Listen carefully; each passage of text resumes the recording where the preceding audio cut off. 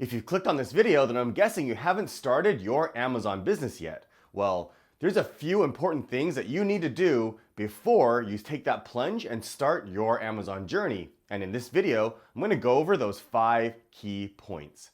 But first, my name is Crescent, and on my channel I share tips and strategy videos, just like this one, on how you can create a successful Amazon FBA private label business. So if you enjoy videos like this, consider subscribing. All right, let's get started. All right, so the first thing you want to do before you start your Amazon journey is to make sure that you're even allowed to sell on Amazon. Amazon has a strict list of countries that it accepts for seller registration to create your Amazon account. So if you don't live in one of the approved countries, you can't create an account and sell on Amazon. If we jump onto Amazon's guidelines, you can see here there's a list of countries accepted for seller registration. And you can see the entire list here. Most of the countries that are not accepted are typically from Africa. Now, if we scroll down, there's some frequently asked questions here. And a problem here is a lot of times is you can't get seller support on the phone.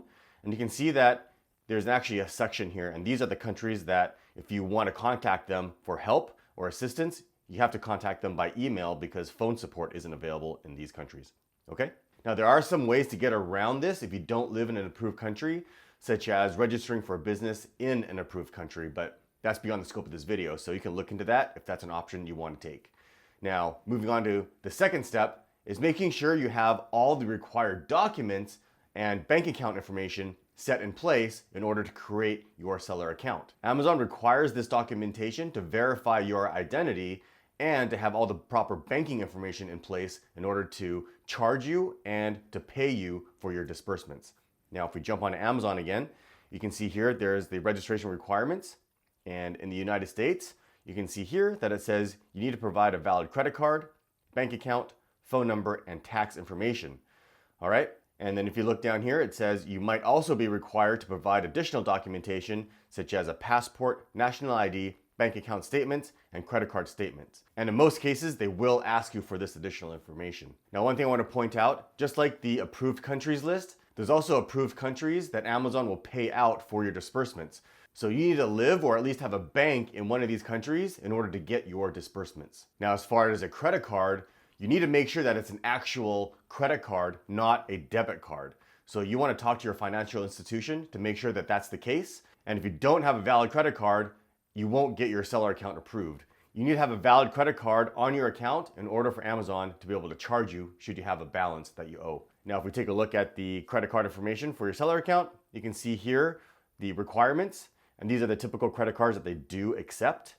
Now, there are ways around this if you don't have a valid credit card or can't get one or live in an approved country, is to set up an account on Payoneer.com.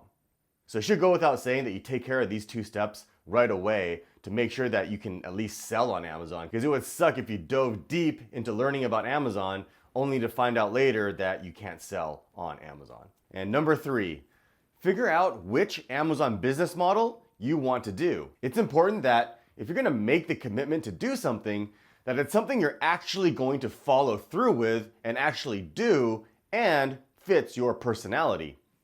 Although I personally do private label, and so that's what I teach on my channel, there's also wholesale, drop shipping, and arbitrage, for example. You can make a ton of money regardless of which model you choose, but in my opinion, private label is the only one that gives you true financial freedom, as it's the only one that is truly passive.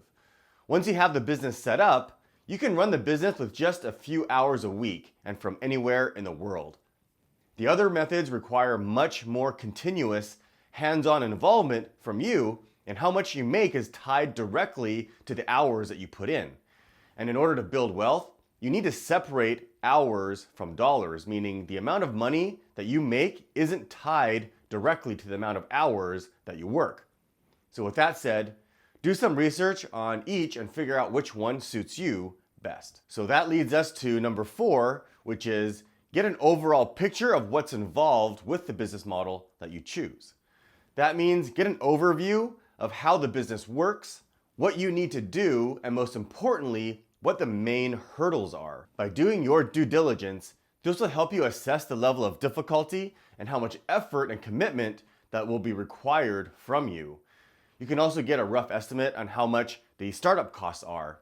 And this is extremely important to figure out so you can set money aside or at least put together a plan in order to save. Once you have these details, you can ask yourself if this is realistically something that you want to pursue, and if so, put together a plan on how you can get started, find solutions to the problem areas, and if you need to, find a reliable resource to where you can get help. Which leads us to the last thing, which is commitment. This is probably the single most important thing that you need to do before starting your Amazon journey. Not fully committing is exactly why 99% of people fail, and it's not just with business. It's the same reason why people fail to go to the gym, stay on a diet, or learn a new skill. I mean, if we're being honest with ourselves, we've all done it. But you need to ask yourself, how bad do you want it? If you believe Amazon is right for you, then you need to fully commit and be willing to see it through despite any adversities that come your way. And believe me, there will be. The only difference between those that fail and those that succeed is that the ones that succeed continue to persevere despite adversities and failures, and especially don't have shiny object syndrome, meaning they move from one business idea to another as soon as it gets too hard or they fail. So which one are you? If you're gonna make it happen, you need to commit 100%. Okay, so in summary, before starting your Amazon journey, if you're diligent and thoroughly cover all 5 of these areas, then in my opinion, you'll be the most prepared to successfully start off on the right foot.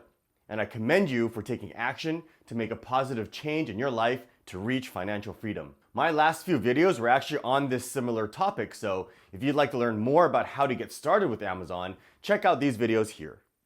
All right, thanks for watching. If you found value in this video, you know what to do. Click that like button, leave a comment, and subscribe. And make sure you click that bell icon to turn on notifications so you never miss a video. There's also a link in the description to our community forums, which you should totally join. And as always, thanks for watching.